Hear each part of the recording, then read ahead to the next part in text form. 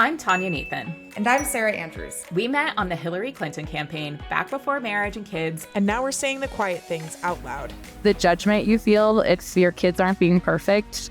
Being a parent just fundamentally changes you. It's hard to imagine my life before that. I had this whole career. A lot of people were promised a lot of things. It's so cringe. It's so cringe. He's acting like a rat bro.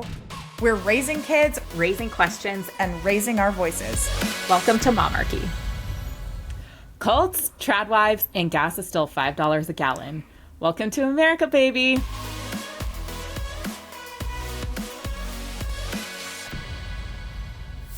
Welcome back to Momarchy. We're your hosts, Sarah and Tanya. It is officially July. We have had July 4th. Happy July 4th, Tanya. Happy July 4th. I look forward to hearing what you do in the future, in a future app. Yes, we are recording this episode a little bit prior to our 250th anniversary of becoming a nation, which is crazy, 250 years. But I am excited. I don't know, for every holiday, it's like marks kind of a new year, a new month. And so I always actually very much enjoy July 4th. I do too. It'll be exciting. We have our the city parade launches from our corner, and so it's really fun because it's all of the floats and everything, and we can just walk down, and it's great because number one, there's a bathroom, and I guess that's number 1, 2, and 3. I just always want a nice bathroom nearby, and it's our home, so yeah, that's the best. And with kids, definitely a must. Yeah. This is a side note, but I brought my son to baseball practice yesterday. It was at the elementary school, and it was late enough that the doors were shut, and he was like, I have to go pee, and he's 4, so when he has to go pee, he has to go. There's no holding it. There's no let's. So I just dropped chow right there. He just went. Wasn't in his pants. So we'll call it a win. Got him to baseball practice 5 minutes late, and it was okay. Got to do what you got to do. Yeah. I haven't told you the most recent news, and it's that our daughter was not selected as Gerber Baby 2026, which is devastating. Did you have to audition for that? No, you just had to send in a photos? photo and one sentence. And it was a photo of her in a grocery store. And we were like, this is so American, grocery prices. But she is still coming with us and helping. And I just saw on Instagram the people Instagram account posted Gerber Baby 2026, and it hurt a little more than it should have. And so I shouldn't be, I don't know what to do in the future if she tries out for a play or anything like that and she doesn't get it. I'm going to be devastated and need to hide that from her. Oh, shy. She'll definitely be the star at sometime in the future. This was just not her moment. No, maybe 2027. It is up until 48 months old or something crazy. Really? So everybody, you can probably submit your child to the Gerber 2027. I think Teddy may have been a contender. Claire just has a mullet still, and her hair won't grow. And so I just started. I need to send you a photo. I just started putting her hair in these little ponytails, but they're not even ponytails because not all the hair can fit into it. So there's still pieces of hair everywhere in her head, coming off of her head.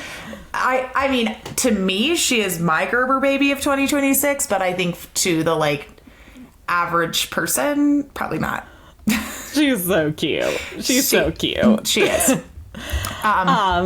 Anyways, well, some trending topics in the United States. It is, as we said, 250th anniversary of the United States, and Donald Trump had a concert. As of right now, still happening. Most of the acts have dropped out because they were not told that this was a Trump-backed event. It's honestly hilarious. Freedom 250 is the Trump-backed organization. They're putting on a bunch of stuff. So we've talked about the UFC fighter match. That's part of this whole celebration. But people that have dropped out. There's been like a lot of people that have dropped out over the last few weeks. So Morris Day and The Time, Young MC, Milli Vanilli's, Jody Rocco, Martina McBride, the Commodores, Bret Michaels of Poison, all pulled out. I don't even know a lot of these people, to be completely frank with you. But that's like 2/3 of the announced lineup has pulled out in the last 48 hours. I was watching, this was like on MS Now and CNN last night, and they were saying that all of these people share like a similar agent and like didn't tell them about who it was. I do want to play the beginning of this video because it's hilarious. It is CC Music Factory or CNC Music Factory. His name is Freedom Williams. He's out of control. So, and then before we play that, the people that have stayed really strong into, not backing down, they're going to perform, are Vanilla Ice, Ice Baby. So for all of you millennials out there, this makes me really sad because like this was such a vibe in high school. Yeah. Also, fun fact, Dylan knows this, so I can say this. My like ex-boyfriend in high school's name was Ace. And so it'd say Ace Baby. Anyway, he's definitely not listening to this. I was going to say, he might be. We don't know what Ace is doing these days. Also, Flo Rida, like apple bottom jeans. Come on. Wait, is it Flo Rida though, or Florida Georgia Line? No, it's Flo Rida. It's Flo Rida. Yeah. Oh, weird. We saw him at my friend's bachelorette party in Vegas. He performed at a pool party. He was like 3 hours late. We were so tired. We were in a cabana that like some group of guys bought, and they invited us. And I'm sure they were like, oh my God, yeah, bachelorette party. But like we took over the cabana and put on like Law and Order on their TV. Oh, that and sounds just like wonderful. Sat and ate snacks waiting for Flo Rida, who was so late. And then he sang apple bottom jeans, and then he left. And we were like, okay, bye. Well, he will be playing at the concert, or he has already. Jesus. So, you know what I'm actually impressed with, and then we'll play the clip, is that Bret Michaels dropped out. Do you know Bret Michaels from Rock of Love? Yeah. Because I thought that, I just assumed that he was a big Trump person, and maybe he is. Maybe he's. Think they are. I think some of them are. I think they just like don't want to be put on blast, to be honest. Yeah. Well, I'm glad that Bret Michaels isn't doing it. But yeah. Okay, let's play whatever this clip is.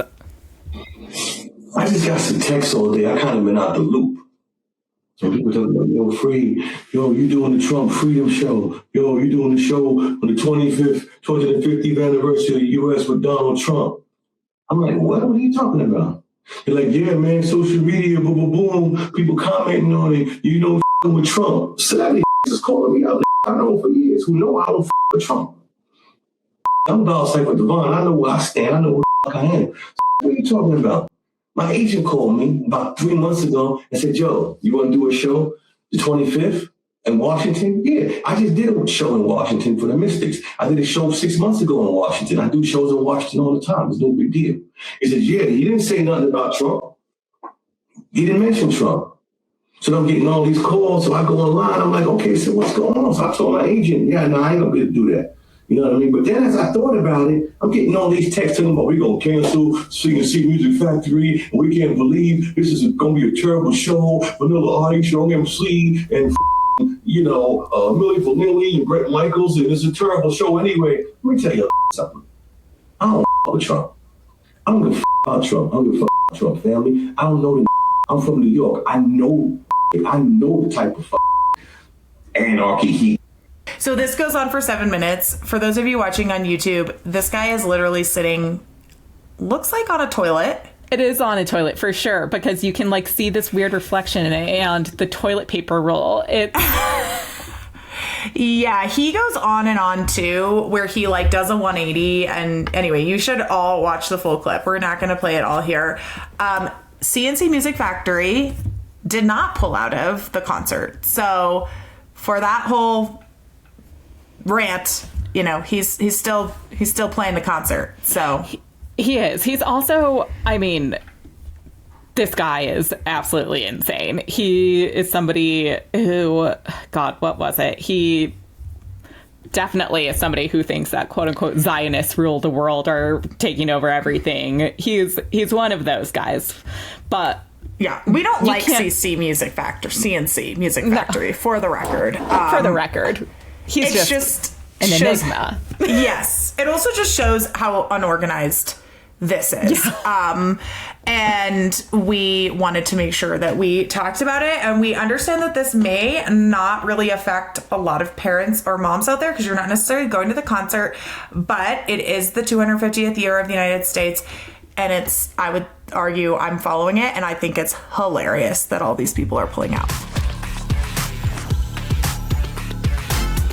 So this is a fun little twist on Pardon My Politics. We have done kind of something similar in the past, but we're taking some crazy things that have been said or done over the last year or so and just, relating them back to motherhood, parenthood, why you should know, and be frankly a little concerned. So Trump, he made a comment about Women's History Month in March of 2025, and he said, quote, "We're going to have tremendous goodies in the bag for women too. The women. Between the fertilization and all the other things we're talking about, it's going to be great. Fertilization. I'm still very proud of it. I don't care. I'll be known as the fertilization president, and that's okay. That's not bad. I've been called much worse. Actually, I like it." Tanya, your reaction. It's not... Even having heard this before and read it before and having this in front of my eyes right now, it's still a wild ride to listen to it and to hear it. And what is the way that his mind jumps and goes into these weird tangents, it's very clear that something is amiss. And I'm like, what about fertilization was he referring to in this bag? It's very strange. And I feel like sometimes the administration will be like, you're taking things out of context. I'm like, this is not taken out of context. This was like a rant and a ramble by President Trump a year ago. He had just become president. He just gotten inaugurated a few months prior. Like, what are you talking about? This reminds me of that song growing up. Remember, it was like, how'd you like your eggs? Fried or fertilized? Fried or fertilized?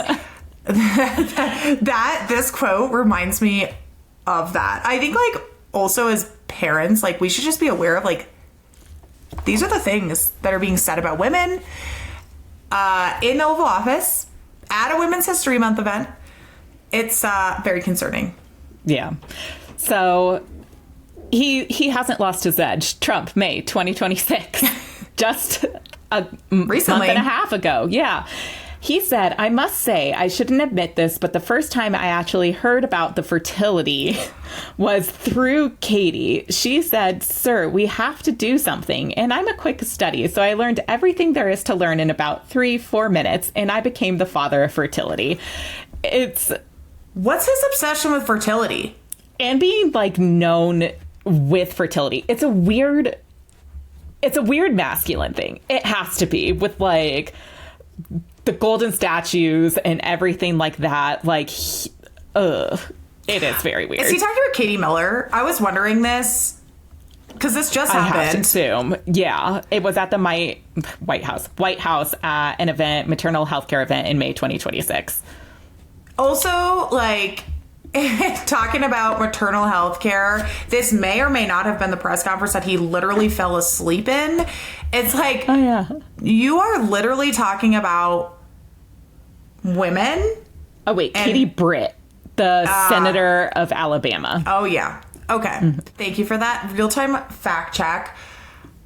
It's just too much. But, there are many men that are OBGYNs, right? That are medical professionals that I would say, if you want to talk to me about fertility, great. Fertility doctors. You could be a man and be a fertility doctor.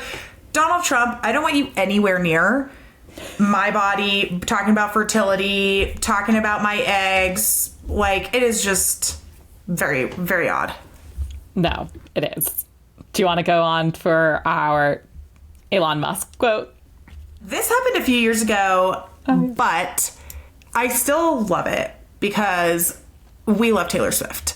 Elon Musk in 2024, when she came out with this bomb endorsement of Kamala, and she talked about cat ladies because she loves her cats, and she like posted a photo on Instagram with her holding her cat, and he said, "Fine, Taylor, you win. I will give you a child and guard your cats with my life."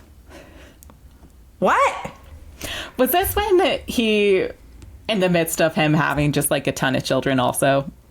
I mean, he has like a ton. Yes. I mean, I think he must have like 7 to 10 children, all from, most of them are from like various women. Yeah. It is so strange. And also, let me just point out that like Elon Musk has been like off the scene. We have not heard from Elon in a while after him and Trump's like public breakup. No, we haven't. So I actually just checked. He has 14 children. 14. Is it that many? Yes. And he will have to go into... so a future solo episode, we're actually going to talk about AI and motherhood. And it looks like Grok, Elon Musk's AI...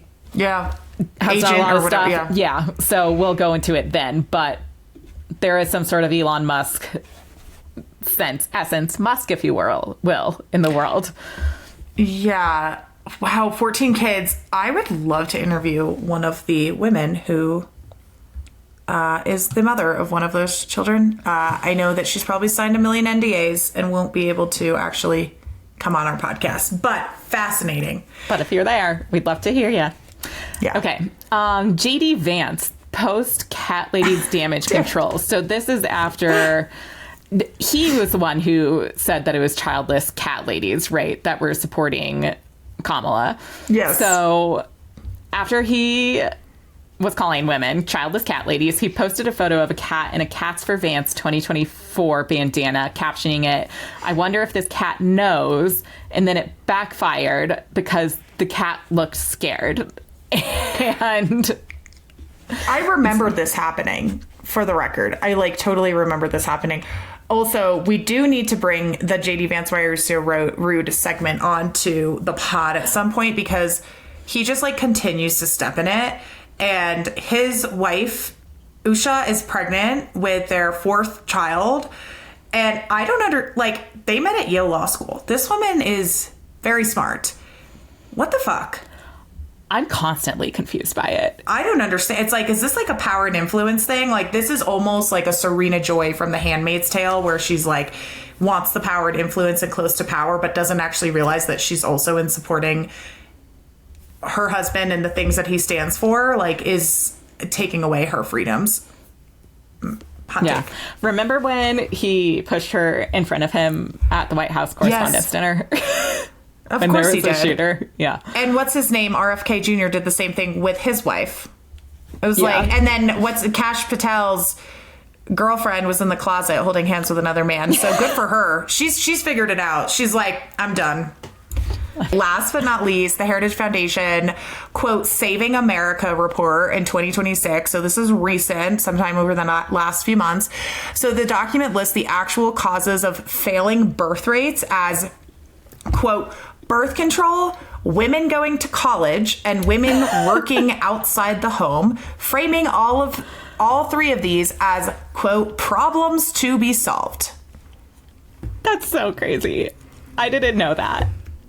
Yeah. So ladies, if you are using birth control, if you went to college, going to college, or you work outside of your home, you're a problem. According to the Heritage What does that mean Foundation. for people who work from home? Do you think that that's a loophole here that they just haven't addressed? Work from home moms. Interesting. We That's may a not be a loophole. part of the problem. Ladies, great news. We just discovered a loophole to the Heritage Foundation Saving America report. Yeah. So yeah. any woman who's educated, any woman who's employed, who just wants control over their body, who's taking birth control for medical reasons. It's poisoning your brain, apparently, according to the trad wives that I see on Instagram. Yeah. All right. Well, we have such an incredible interview for you today with this group, 2 women from this group, Deconstruction Doulas. We need to talk about something that doesn't get enough airtime, and it is what happens when the faith you were raised in starts to crumble and you feel completely alone in that process. So today we're sitting down with Margaret Bronson, the founder of Deconstruction Doulas, and her colleague, Brittany Ericson.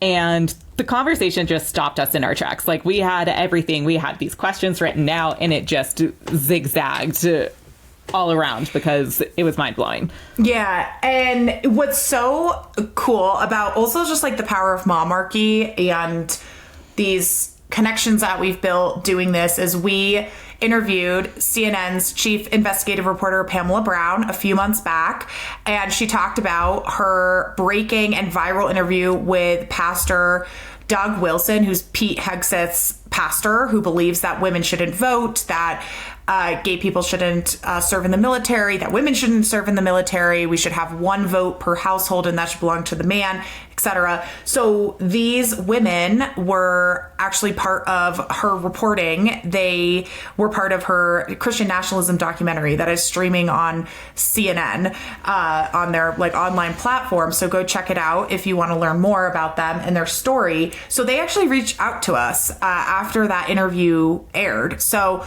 we were thrilled to welcome them on the show and hear directly from them on their story. So Deconstruction Doulas exists to support people who are recovering from spiritual abuse, religious trauma, and the kind of disillusionment that nobody prepares you for. So think of it like a doula, but instead of guiding you through labor, they're guiding you through the painful and necessary process of rebuilding your entire life and your belief system from the ground up. And we'll get more into that in the interview. So if you've ever sat in a pew thinking like something was deeply wrong, or if you know someone who has quietly walked away from their faith or an abusive relationship and they didn't know where to turn, this episode is for you. Margaret Bronson was raised in a theonomist cult in southern Pennsylvania. She escaped at 19 years old and now lives with her husband and 4 children and has dedicated her life to helping others escape their cults. Brittany Ericson was raised in the home church movement, and Mike and Debbie Pearl's influence permeated her life. She began to deconstruct in 2015 after seeing the church fail women and abusive marriages. She and her husband have 4 children and live in Northwest Washington. So grab your iced latte, your coffee, your seltzer water, and get ready because this is super interesting. Let's get into it. So wanted to just start off by letting you tell a little bit of your story, right? And I know we could go on all afternoon about your journey, both of your journeys alone and together, but could you just tell us like, you know, who you are, why you're here, what Deconstruction Doulas is, and, you know, where you come from? Yeah, so both of us were homeschooled and raised in really isolated fundamentalist spaces. And so I like to say that I was raised in Doug Wilson's world, which I know you guys interviewed Pamela after her interview with Doug Wilson. So he's Pete Hegseth's pastor and has famously written things like the chattel slavery of the American South was the most beautiful picture of interracial relationships that ever existed. That he's like wants to bring back like public hangings and stuff, and I don't know, he's crazy, right? So that's the world that I grew up in. I won't speak for Brittany. And I managed to get out. It cost everything to get out, and it also was killing me to stay in.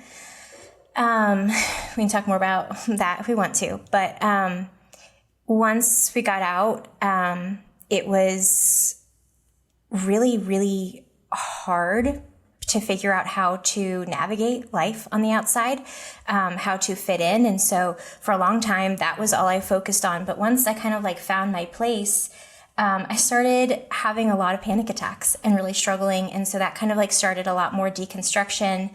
Anyway, long story short, started connecting with other survivors, and through doing that have been able to put together Deconstruction Doulas, which is a community of people coming out of these very like alt-right Christian nationalist type spaces.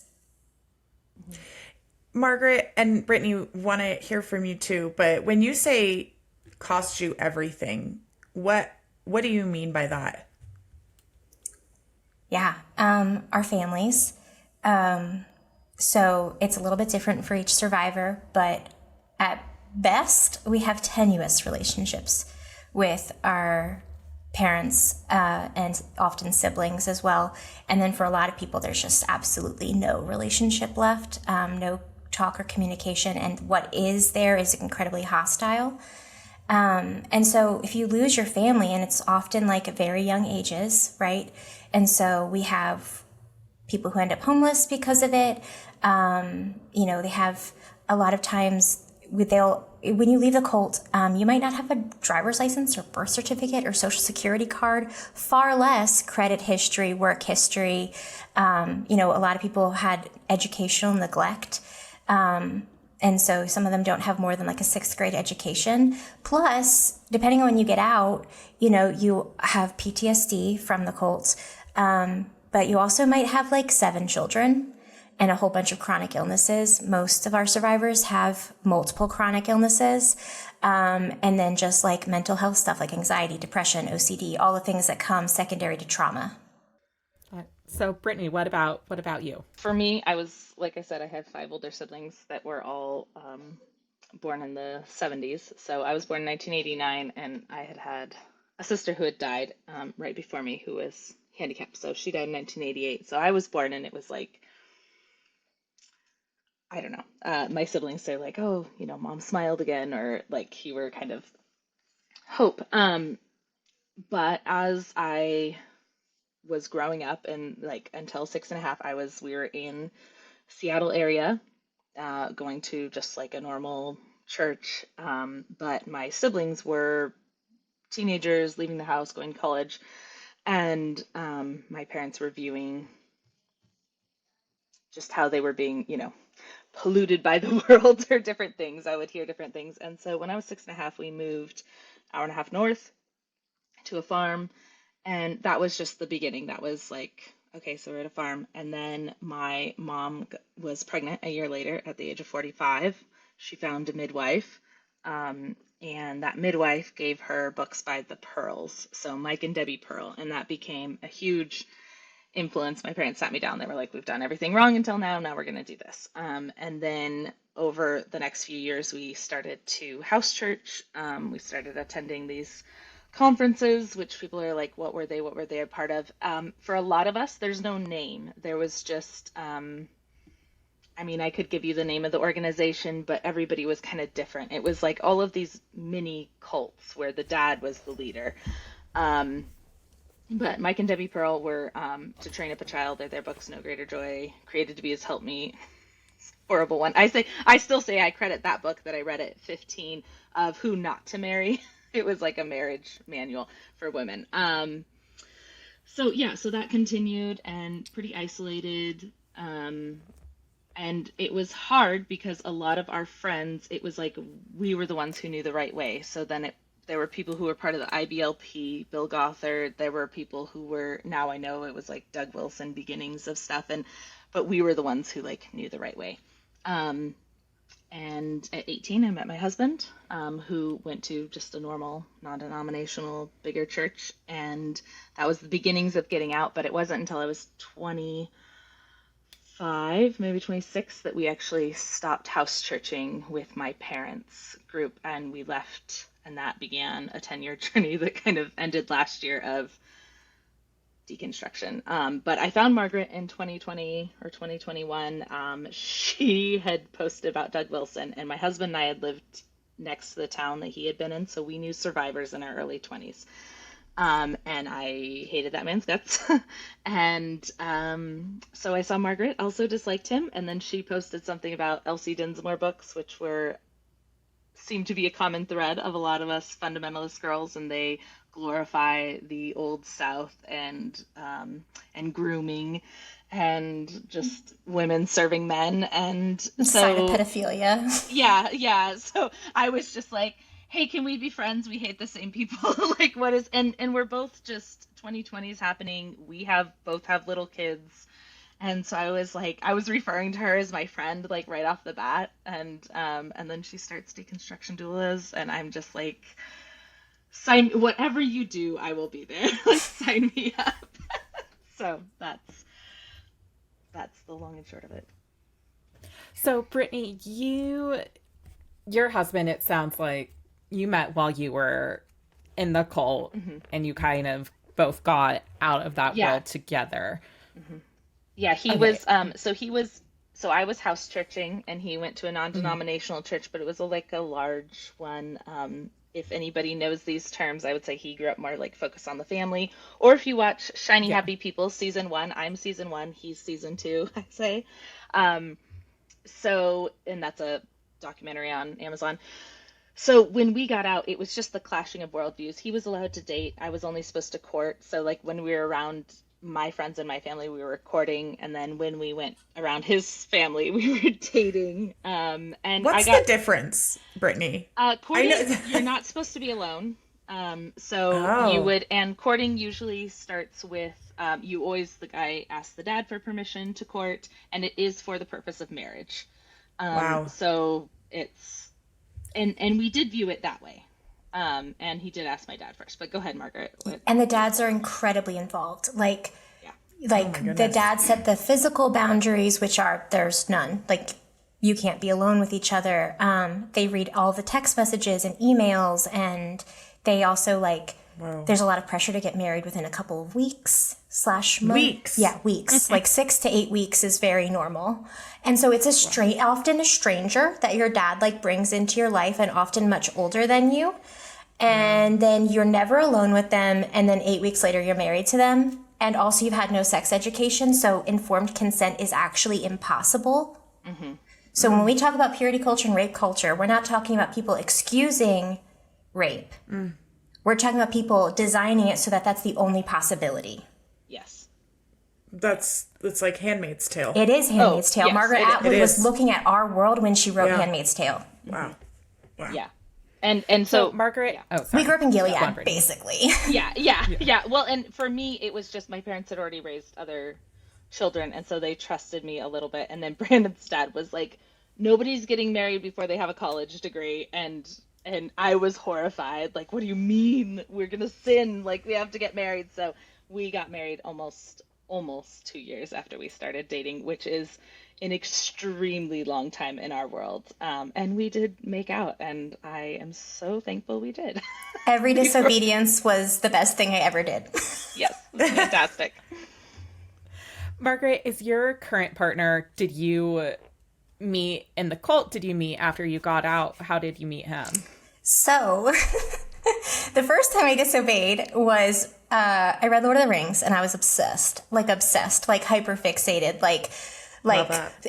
isolated, lonely, autistic, obsessed, okay, with Lord of the Rings. So I had to find more. I'd read it too many times. I had to find more. So I went to a forum online. I snuck onto the internet at 11 years old, made myself an email, got onto this forum, met my husband there on a Lord of the Rings forum where we were writing fan fiction and playing essentially D&D set in Middle Earth. And he was a Southern Baptist pastor's son, also homeschooled, only a year older than me. And so he was safe enough that I felt he's like me. He was homeschooled, so we are gonna jive, and I can trust him. He's not someone I have to have my walls up with, because this forum had people from Europe. It had socialists and Marxists and all these people, and so I was overwhelming pluralism all of a sudden, all of these ideas and thoughts and perspectives. And that kind of helped me wake up a little bit, just being in a space where there was other opinions and perspectives. But he was influential in the sense that he was safe enough that I took what he said more seriously, and I was trusting it more.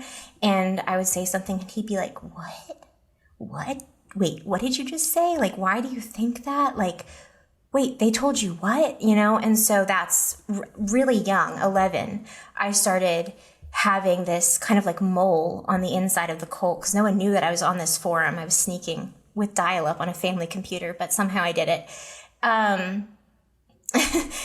Having this whole conversation with a whole world of people. Thank God for the internet. So, yeah, that's how we met. And then we talked for years, exchanged phone numbers. I would like sneak down to the basement every night after everyone was asleep and talk to him until the sun came up. And I probably have cost 10 years of my life because I just didn't sleep for my entire teenagehood.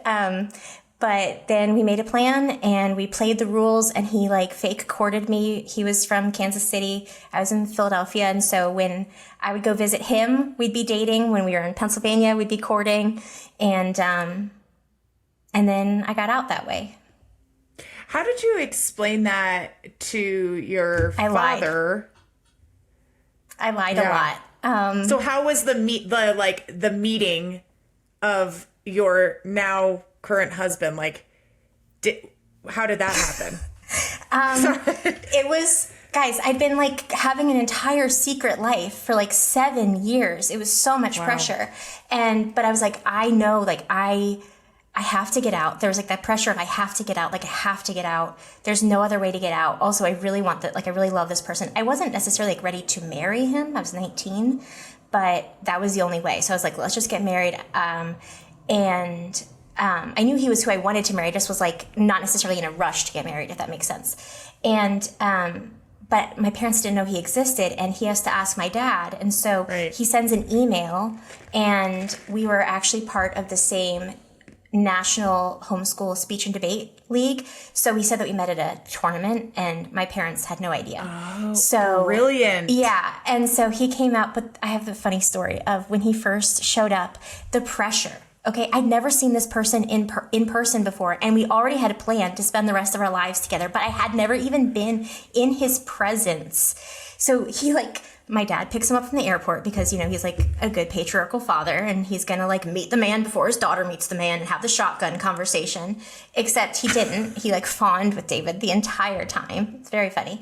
And David comes in the door, and I absolutely lose all ability to speak. The pressure, like my parents were there. My entire family was watching me meet this person that I was in love with for the first time. It was just too much. So I couldn't get words out. I literally had no ability to speak. He goes to the bedroom he was staying in, and I called him that night after we went to bed, and I was like, I'm so sorry. I promise I don't hate you. And he's like, I thought I was getting a ticket home the next day.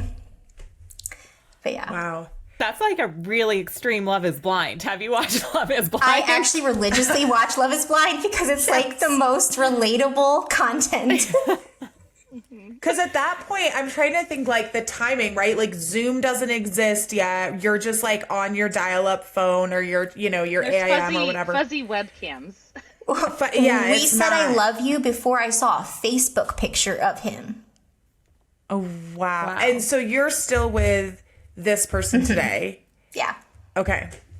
Yep, he's deconstructed with me. I say that he was the first deconstruction doula because he doulaed me through my deconstruction, truly, and has continued to do so.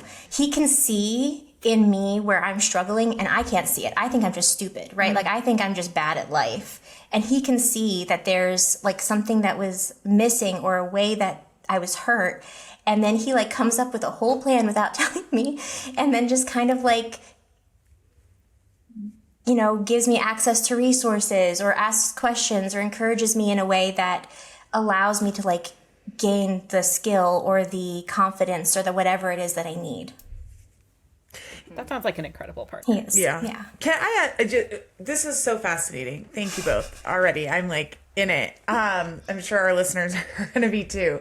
So obviously there's many women in particular, I'm sure obviously your partners and husbands as well, but the women that are in relationships with men who are not, who actually are totally for the movement and the cult and what you know, what's happening on in that side. So do you have people that and women that are in deconstruction doulas? Because I mean, I also wonder how that plays out, right? You have 4, 5, 6, 7 kids, and you're having to basically, quote unquote, disobey your husband to escape the cult. Yeah. Yeah. Brittany and I are both the lucky ones for sure. It is really, really scary for a lot of our friends. I have people who they tell their husband that they're on a Bible study. Like, that's what it is. Like, this is a Bible study I'm attending online. You know, we have had a lot of emergency removals that we've helped with. Of course, all of these husbands are locked and loaded with gun cabinets and everything. So it's really scary. And they also have your entire community supporting them. So like, if you tell your sister, if you tell your friend, if you go, like, and everyone is watching you all the time. Like, we have people who are like, I can't like stuff on Instagram because people at my church will see and it will become like a safety issue. And so, yeah, the surveillance that people are living under is really intense. We have, I would say, like 3 kinds of husbands. We have husbands like Brittany and I have that are really supportive and helpful and like on the same page with us. And then we have 2 other kinds of husband. One is the very patriarchal ones, kind of like we were just talking about. And the other are the ones who don't want to do the religious obedience, holiness, cult stuff anymore. But they also don't want to do the work of deconstruction. And they pretty much just fart around and play video games until they die. Well, and they still expect to be served. Like, they never learned how to be functioning adults because the women do everything. Everything. And so, yeah. Even like when women divorce them, they still have to do the work. Yeah, that happens all the time, guys. It's crazy. The men just sit around and wait and just be belligerent until their wife has to file for the divorce because they're not going to do it. Wow. They won't even do the emotional labor of the divorce they so badly want. Mm-hmm. It's like these men are just stuck in little boys' bodies, almost. Yes. I mean, you see that. Obviously, we'll get into the trad wife movement and the Instagram crap that we see all the time, but that's what we see, at least in our world. Is I would make that comparison of many men who are just like immature, emotionally. That's been the interesting thing coming out of the cult and being like, oh, it's kind of the same out here, actually, but just not as stark. Like, growing up, I was lucky in the sense that I only had one sibling, but like most of the people in Deconstruction Doulas are oldest daughters of like 6 to 10 siblings, and their childhoods, you know, they have maybe like half brothers, half sisters, right? Half of the 10 children are boys and girls. The girls, morning to night, are working, doing chores, supporting mom, like taking care of their younger siblings. We have so many stories of 8, 9, 10-year-old girls sleeping with their infant or toddler siblings, doing feedings in the night, diaper changes, handling vomiting, nightmares. They're doing all of that because mom's pregnant again, and it is her job to care for mom because it's going to be her job to care for her own children someday. So this is preparation. Meanwhile, the boys, their education is go outside and explore and become. Just be left alone. Just do your own thing. Kind of Lord of the Flies, you know, like just be wild. Don't let anyone break you of your raw masculinity. And if they act out, it's kind of like, well, you know, in a perfect world, they would be warriors. So it's all that pent up energy because they're very much about like the warriors and the battles to fight. And now we don't have that. So everything is giving them an excuse for their actions. And at this point, we have to talk about, and we have to talk about it, but just mention that there's rampant sibling on sibling incest. Sexual abuse, yeah. Mm-hmm. Oh, God, that's also horrifying and intense. And I mean, it happens with this. It happens in so many far right versions of religion. Like I'm Jewish, and the Haredim, the really far right Orthodox, it sounds exactly what is happening in a lot of those communities too. And so it's just so sad. You mentioned a little bit ago now, Margaret, about emergency extractions. Do you have an example of like what one of those is or was? Yeah. It's often, I'm trying not to use any distinct examples because everything's very litigious right now. Essentially, you're going to have this drift start. The deconstruction leads to her having needs, limitations, feelings, a voice, and that causes increasing issues in the marriage that eventually lead to him trying to put his foot down and say this is how it has to be, and he can't get her to submit again. So he's like constantly escalating until we're calling in, like he's threatening guns or waving a gun in her face, and she realizes in a split-second moment. There's actually an incredible I don't know if you've talked about to Tia Levings. She has an incredible memoir about this experience, realizing, oh, my husband's going to get the guns right now. And I have children in the house, and I have maybe 20 minutes to leave my life with my life, or I won't have my life. Mm-hmm. And so we do the best we can when those situations start arising to resource and be present long distancely as we can. So whether that's having a couch for her to crash on, providing a car, some money, something as simple as, okay, I just got my toddler out of this situation. I'm at a domestic violence shelter.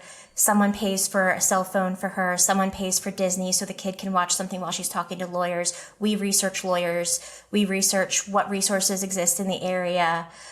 Being available on Marco Polo for this is why I'm always behind on Marco Polos, because we're dealing with like really intense situations, and Marco Polo's how we deal with them. Mm-hmm. Yeah, well, and even before I met Margaret, this is like I discovered that when you're within the church, and this is how we started getting out, because we helped one person, and it was just kind of like they need somewhere, and so they texted me they needed somewhere safe, so then I connect them on their burner phone to like one of my sisters and another friend that I had, because her husband knew where we lived. So it was like getting addresses to her friend to get to her on the burner phone that she couldn't access all the time. And once we helped one, then there was another person, there is a grapevine, there are these connections, like people start to understand that when they tell you that their husband is abusing them, you are one of the few that will listen and believe them. And that, unfortunately, even within the wider church, is not a common thing. It's kind of like, well, he's struggling at work. And these are even when you get out, like for us, we got out of our cult and we went to a different church that was honestly on the verge of being liberal compared to other churches. And the pastor said to a woman who was in a violent situation, like, well, yeah, he's going through a hard time. You should go back, try to give some understanding, go back to counseling. And thankfully she left, because I do believe he would have killed her otherwise. So then I connect with Margaret, and it's just, you can spot them once you kind of know, and sometimes you can spot the situation before it happens, because the husband is dangerous before the woman does. And you start we've had it before, like, hey, has anybody heard from so-and-so? Okay, I got it. I'm on it. Let me touch base with her. And sure enough, it's like, hey, she's out, or guys, she's still in, and it's scary. And I think that's another piece is we also never pressure or push people to leave. Because I think that's like another piece of it is a lot of times, like it's such a dangerous, careful thing. And you're leaving your entire life. And so I think that's like another reason that it works is that we are there and we're present, but we're never pushing people to leave, if that makes sense. And many women go back in and we understand that they have to, because otherwise they have 7 children and they'll lose all of them. Sometimes their children are teenagers and would side against them. So we know many women who have kind of disappeared or gone back in, and we understand. Like we're not, I mean, it's too much, or it's too dangerous. We have addressed domestic violence issues in the country and the alarming rate at which women primarily are killed by their partners, especially with firearms and gun violence. In these communities, are those instances of violence happening that like we just don't know about, that are covered up, that we don't hear about? Or do you think that like men are being held accountable legally? I do not see accountability happening legally, even when, there's a custody battle going on. And so there are eyeballs in the home. It's still very shocking to me how much access dangerous men are given to the people that they have been abusing routinely by the system. Well, and I can give an example in my own personal area where I live is kind of a small area, and she now has her children, and it's good. So this happened several years ago, but he took the children and he went to a church and he gave this sob story. And even the old pastor contacted his new pastor and said, this guy's dangerous. The new pastor didn't listen.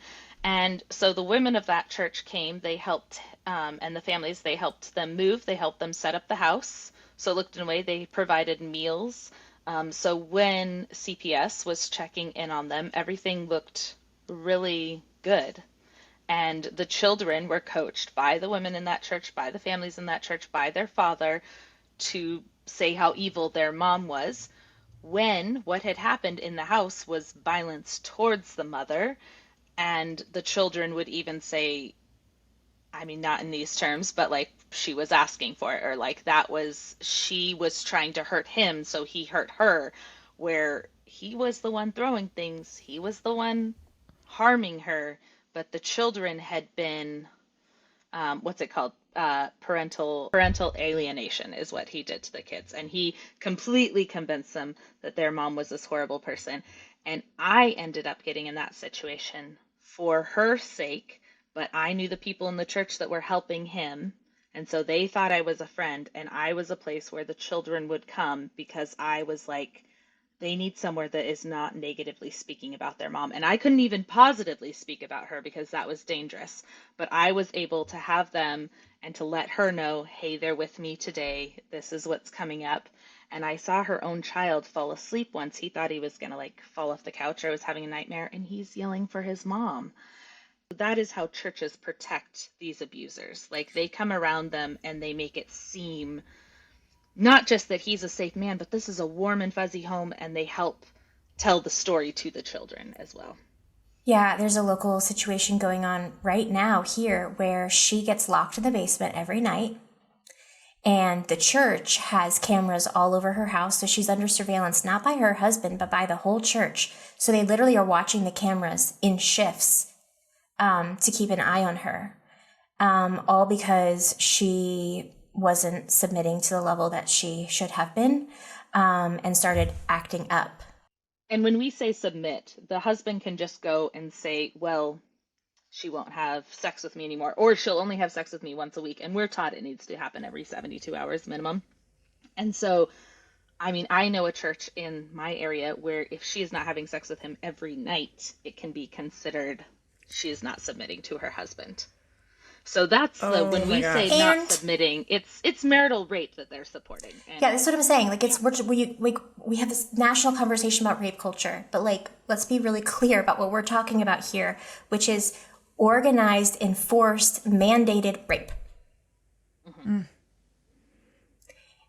And we were never taught. Like I didn't know about consent until I was 29. And when reporters ask, like Doug Wilson, for example, well, people say that you're like for marital rape. He'll say, no, I'm not. And the reason he says that is because he doesn't believe that that's a possibility. He thinks that it's not possible that it's rape because that man, his wife has a quote where she says, a man cannot trample in his own garden. Yeah. Can't trespass. That's what it's, trespass in his own garden. It's almost like it's like making an excuse for poor behavior, for things like abuse, for rape, for manipulation. And it's not just an excuse. If your husband is kind to you and respects you, he gets punished by the system. He gets treated like, he gets called weak, effeminate. Wow. He's lost control of his family.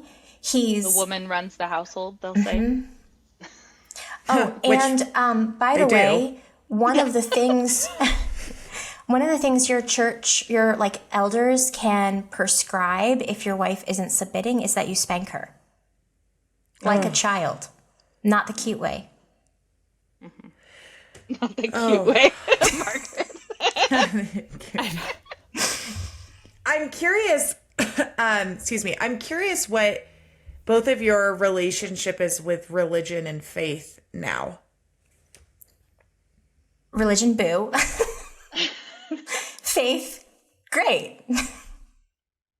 Yeah, I it's interesting because I say anybody who grew up with me probably doesn't consider me a Christian anymore, but I believe I'm following Jesus much more than I ever did. And it also is very, I've just been learning this in the past few months. For me, it's very personal. And so what I've been discovering in my faith is it's very personal to me, and it doesn't have to be this communal event, and I don't have to proclaim what I am so much anymore. But it's very sweet, and it's very, it's good. And it doesn't exclude anyone anymore, because I go back to God is love, and God or gods, it's just, for me, it's a very loving presence, and I can extend that to others now. There's not this exclusion, because everybody, for me, if there is a God, then he is, or they are kind, and if they're not, I want no part of that. Margaret, can I just ask a follow-up question? And you said, religion, no, faith, yes. Like, how would you, in your words, discern the difference between the two? Yeah, faith is very like inside out, like it's coming like from your intuition, from yourself. Like, this is how I make sense and meaning of my place in the world. This is the stories that resonate with me.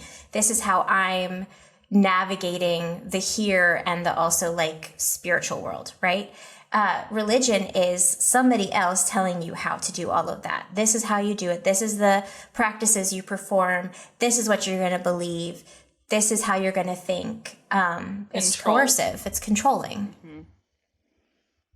And the other interesting thing that I love about Deconstruction Doulas and Margaret is a lot of deconstruction spaces, it's become a bit of a grift, but it's also, a lot of them have deconverted completely, or there is no, if you talk about faith or you still want to talk about past, I don't know, the faith you grew up with or whatever, it's kind of like, why do you have that anymore? Like, get rid of all of it. Or like, now we're going to listen to this person, or like this guy or this gal, like this is who we follow and we agree with now.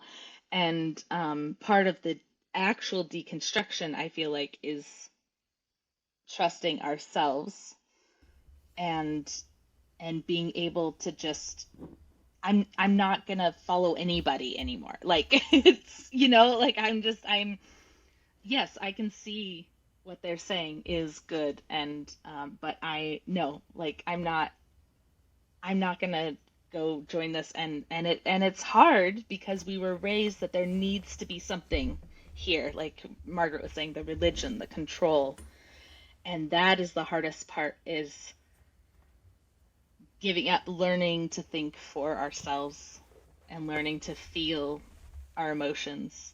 That is the hardest part, and that is the freedom that we're kind of within this group that we want, for everyone. So it's like everyone is very different. Some people still attend church, some people are completely deconverted, and I love that it's a community where I can talk to both, and it's not, we're not in these, they're just going to go over here, they're going to go over here.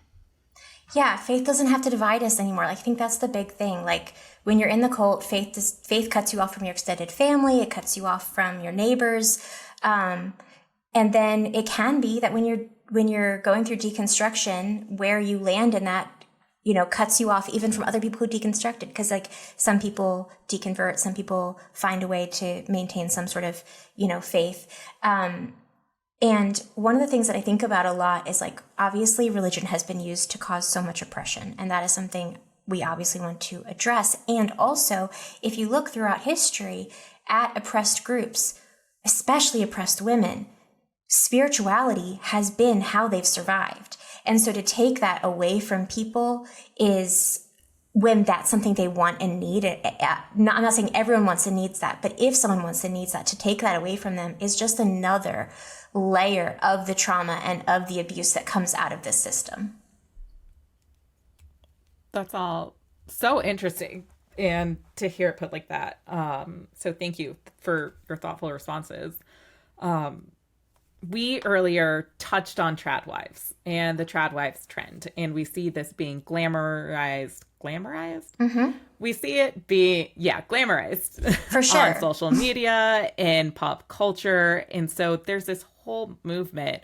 What is it like seeing that happen? And, there is a little bit small amount of pushback. Anne Hathaway just bought the rights to the movie and that book came out, and we're seeing kind of behind the scenes. But for a lot of people, that is the ideal life that they're looking for. Man, I could talk about this all day. I think it's really, really interesting because, in the 90s, there was the joke about the homeschool mom wearing the denim jumper, right? Like that was the original trad wife though, right? Like all the things like milling your own grain, making your own yogurt, sourdough, kombucha, gardening, like all of these things are... And then the whole like femininity and the just dresses and the like put the lipstick on, pearls on before your husband comes home. Like all of those were like what our mothers were put through. And now, but like it was weird and it was fringe, but now it's being put forward as the way to be. So first of all, that's just shocking and weird and like such a like jolt. But also apparently now we were poor. We were super poor when we were doing the trad wife thing, unless you were like the Duggars and they had like restaurant dishwashers and stuff to help them. But for most of us, we did not have anything to help us. It was, it was elbow grease to get the work done, right? But now apparently you can't do it without a $400 dress in a $20,000 kitchen with, you know what I'm saying?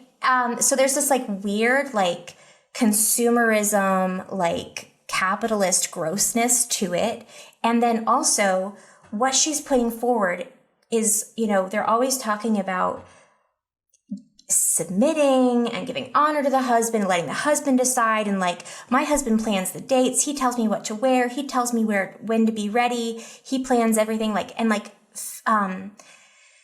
really romanticizing not having a brain and not being a person and letting your husband do all of the adulting, but you do all the labor. He does all the thinking, you do all the labor. And that romanticization, like, is so dangerous. And also, why is it that we can't, people are like, why are you going after sourdough? Like, sourdough's not the issue. I freaking love the domestic arts. Also, I think it's grounding. Like, I think especially neurodivergent or overstimulated people, like whether it's knitting or kneading dough, like there's a reason we're drawn to the soft life. It's loud and chaotic out here. We're all overstimulated all the time. So I think that's part of the like draw to the soft life is we want a man to take care of us because it's scary and we want less stimulation and just like beauty and to like make things and create and all those things. But all of that is being monopolized and used as a way to exploit women. Why is it that we can't do fiber arts or something and still have a job, still have our name on the bank account, still have our name on the phone, on the house? Why do we have to give up our freedoms, our independence to be feminine? Like that's garbage. And so I feel like it's incredibly predatory. I think it's preying on a lot of major felt needs by women trying to navigate balancing, crazy corporate work schedules and a family. The ticking clock, the manosphere. There's so much we're like juggling as women right now that where they're telling you that man's going to stay with you, that he's going to take care of you, that he's going to provide for you, he's not going to play video games all the time. It seems like that's what I'm looking for. Except it costs you your adulthood. Your freedom. Your independence. Yeah. We talk a lot about this on this podcast, and also, I think as part of why we started it, in part, is, Tanya and I are both working moms, and it's the industry where we work in is high stakes and working many long hours, and we became moms. And I personally am a big crafter. I love knitting. I love embroidery. I make bracelets. I love baking bread. I like those things, but it also doesn't mean that I don't like using my brain, and that I should be living in a one vote per household. And you open up your Instagram. I mean, we live in Colorado, and this movement is really taking shape in the Maha movement, and especially in places like Boulder, Colorado, where people are, that's a whole other conversation. And I am constantly being fed trad wife content. Constantly. And you open it up and you're like, wow, well, that seems really nice. You're out in the field when you're with your makeup and your perfectly curled hair and your fresh loaf of bread is coming out of the oven. It's like, yeah, that sounds like a great Saturday to me. But all the other things around it of their husbands potentially, abusing them, or it is wild to me. And that it continues to break through, and I don't know what the answer is. I don't know. What do you think? And it also, the insidious part of this is I started viewing the movement as I was getting out. And I'm somebody we grew up on a farm. We grow all our own meat and vegetables and everything. And my mom, she has a loom and lots of things like that. I started seeing that. So, for instance, Doug Wilson has two daughters, Rachel Yankovic and Rebecca Merkel. Thank you.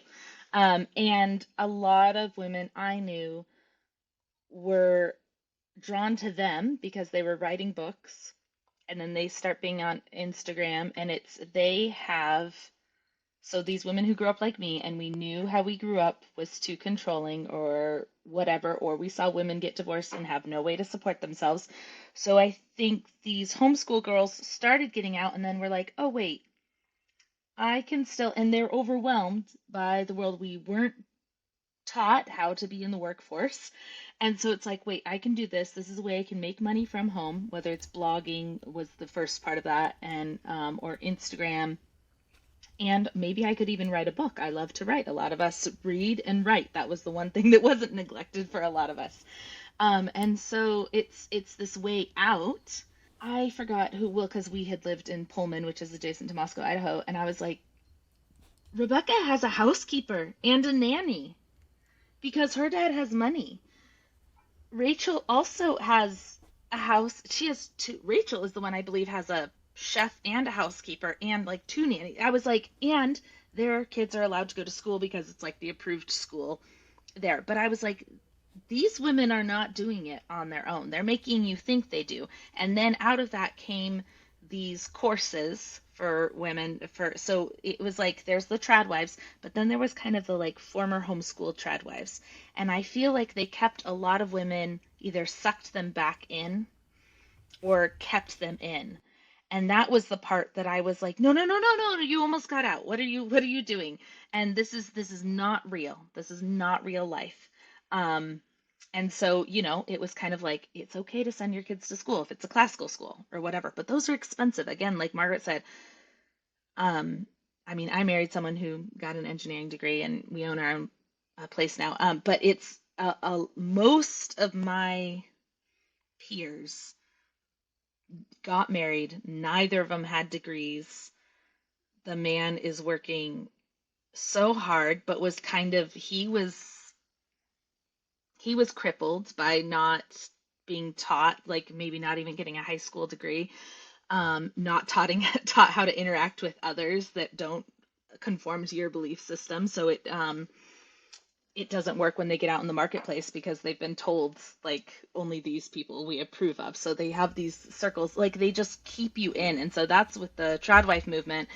Yes, it's pulling people and it's showing women in this crazy world, like it's giving us a ASMR experience in the wild, but it's also so many of these women that started getting out, it keeps them back in because it's like, well, you can have this.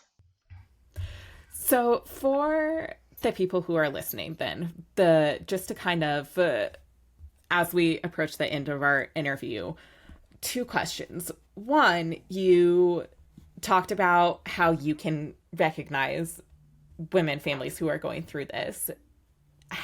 What signs should people look for?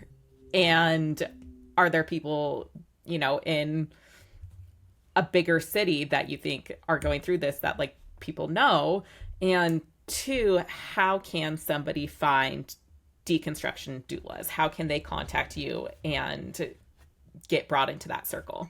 Yeah, so I think when we're talking about what are you looking for, there's a couple of things. So one is that I would double check anyone who is homeschooling. The homeschool movement is you can absolutely homeschool and not be this way. However, if you go to the conferences, if you get any of the main curriculum, you're going to be encountering these people and these ideas and being on a pipeline to end up where Brittany and I were. Another thing is classical education, and this one's really sneaky because a lot of public school districts now have charter schools that are classical education that are tied to Doug Wilson. And so if you ever see classical education, that is code for we're going to teach that the South should have won the Civil War, lost cause narrative. We're going to talk about manifest destiny as like, yeah, that's just facts. It was our destiny to take this land from the indigenous people and, turn it into a country that runs on Old Testament law. So it's not going to be first day of classical education, but that is they're smarter than that, right? It's seeds that they're planting, that they have been planting for 50 years. And that's why you have them in the White House now and this whole takeover that we're all living through in Project 2025. So those would be 2 things. There's a lot of buzzwords, like anyone who is just talking about Judeo-Christian values, nuclear family,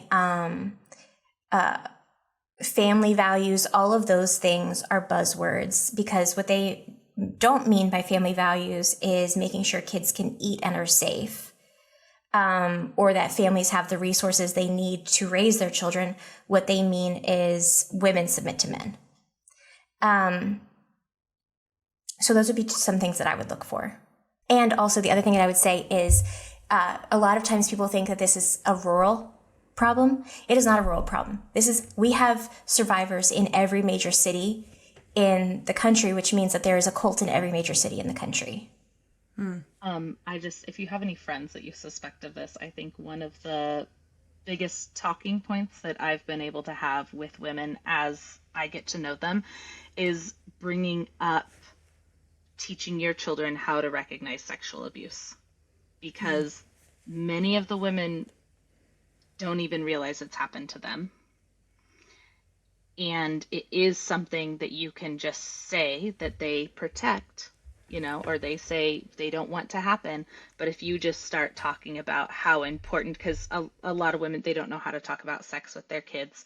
And I approach it from a safety point of view, just as far as I will say, I grew up in the homeschool movement. There, unfortunately, was a lot of sexual abuse, and it could have been prevented had the children known what was appropriate and inappropriate touch. And that's just a very basic thing. So if you have any friends, I feel that as a mother is one of the easiest inroads or ways to get them to think about anything outside of the cult. Brittany, Margaret, thank you so much for joining us today. I think we went way over because this was such an amazing conversation. For those listeners who want to learn more about Deconstruction Doulas, we will put their contact information and where we can find them, where you all can find them in our show notes, and we'll tag you on our social media channels. But Brittany, Margaret, I'm in awe of you and your bravery and how much you have done and continue to do to help people that are in the cult trying to get out, and their support and the love is clearly there. So keep doing what you're doing. You're both phenomenal and we appreciate you. And then also they both were featured on Pamela Brown's, the CNN investigative reporter who we had on our show a few months back. She did a documentary on them and Christian nationalism. So you can check that out on CNN streaming. So if you don't already, please follow us on Instagram, TikTok, and YouTube at Mamarchy Podcast for more clips, commentary, behind the scenes, fun things. Subscribe wherever you listen. And if this episode made you laugh, think, rage, text a friend, please leave us a rating and review. It really allows more people to find us and the podcast. So thank you both. Thank you, Mamarchy Nation, and we'll see you next week.